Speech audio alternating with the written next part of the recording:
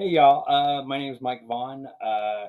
If you're here, I figured you know this channel and that I like to talk about movies, TV, pop culture. But I want to talk about books, in particular, film books, and it's something that I love. I mean, I wrote my own film guide, which was awesome, and I think there's something that's maybe a little bit intimidating if you're somebody new to maybe film books, you're a big cinema buff, um, and you kind of want to know like where to start. So I want to go through some of my personal favorite, and maybe this will give you an idea of where to start.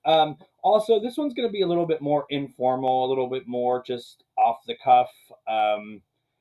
And I don't know if y'all like that format versus something heavily scripted, but we're just gonna go with it, and you can weigh in the comments and let me know what you think. So first of all, this is like one of my few like beautiful first editions, and it's also signed, and yeah. But if you've seen the movie Disaster Artist, you're very familiar with this story. I think the movie's really good, but you are missing a lot if you don't check out the book. And I know I haven't heard the audio version of that, but it's supposed to be really good from what I'm told. So it's not one of my favorites, but it's certainly an honorable mention. Um, I would definitely recommend checking it out. Also, I will try to remember to link in the description where you can check these books out. This isn't a sponsorship of any kind. Again, this is just things that I really enjoy, and I think you might as well. So, something that was really fun because I got to interview Eddie Muller about this book was the Noir Bar, and it is such a gorgeous looking book. Um, Now, from like dealing with my own time doing a book and stuff, I can tell you that really good photo reproductions from publishers are actually kind of hard to come by. Like stuff like this is rather expensive, but it looks great. And yeah, so this is obviously has cocktail recipes, but it also is chock full of some really great information, pairings, things about the movies that have inspired these cocktails.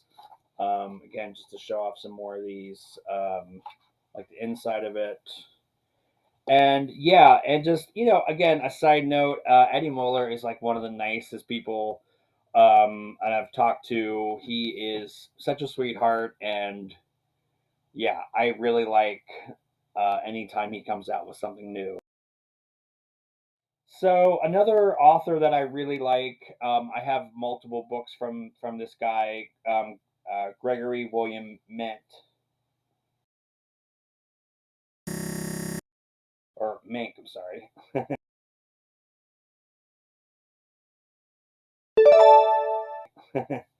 um, is The Very Witching Time of Night. Now this is kind of an interesting book as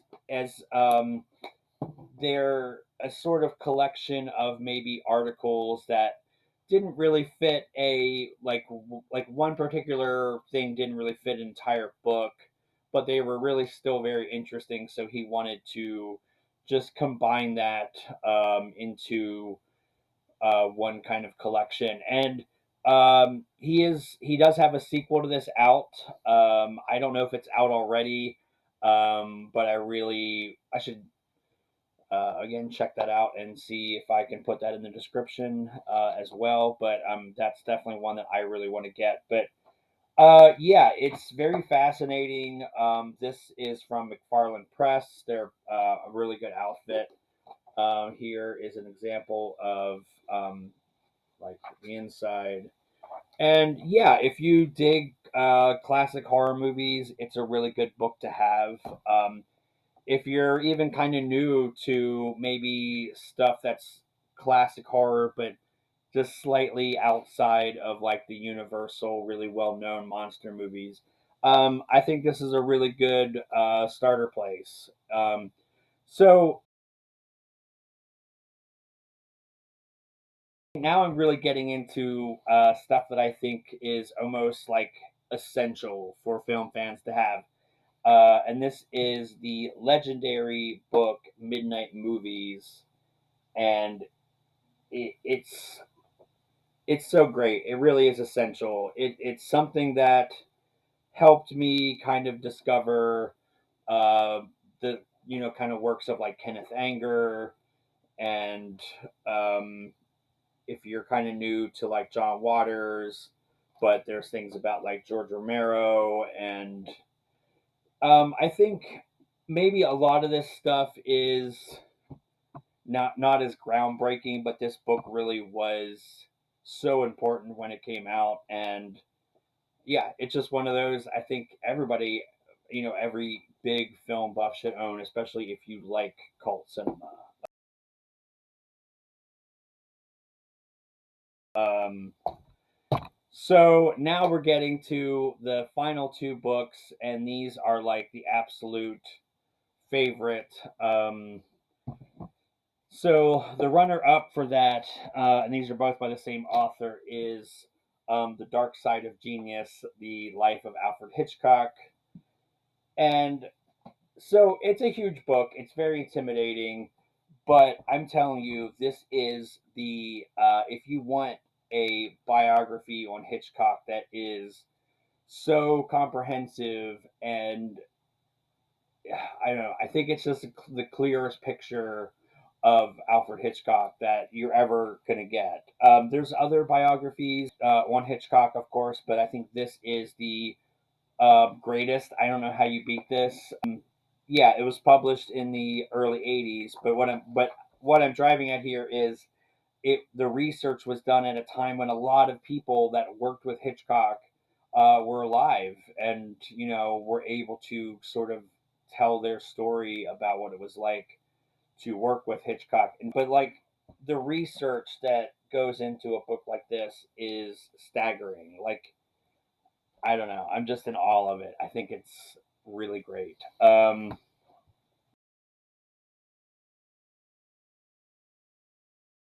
most essential one. So now we get to my absolute favorite, and that is The Art of Alfred Hitchcock. And this is really fantastic. Now, this is a slightly updated edition of the book. There is an older hardcover book that I have as well. This one does have a foreword by Princess Grace of Monaco. Um, but yeah, and then this one also has a new introduction with the author. But this essentially goes through film by film, and really talks in depth about the movie, the themes, how it kind of connects narratively and thematically with other Hitchcock films. And yeah, it basically just goes from movie to movie.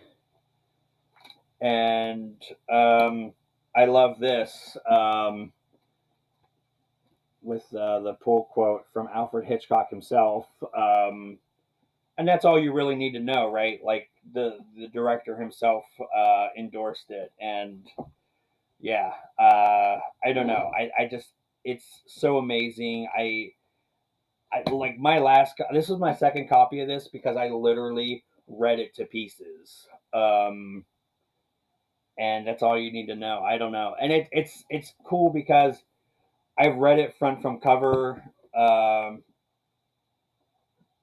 or like I've read it like all the way through, but it's definitely a book that if you want to just I don't know, go to one particular movie and read his analysis and then skip around.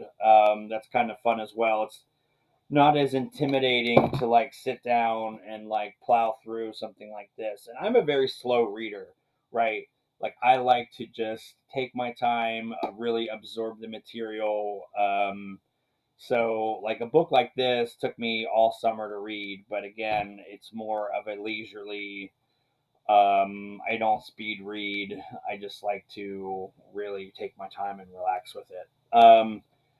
And yeah, so like I said, something like this, if I just want to reread, his thoughts on like Vertigo or Psycho or what have you, it's great. And I like that again. Hitchcock himself was a fan of the book, so yeah.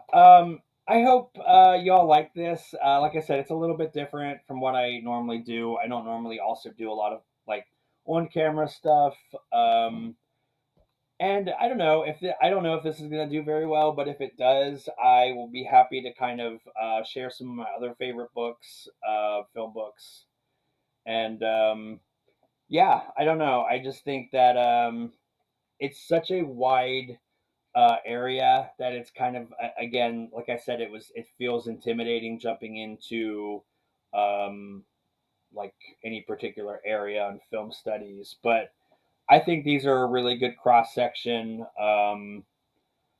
And like a nice place to start. But weigh in the comments and let me know what you think. Like, what are some of your favorite film books? What is your like absolute film Bible?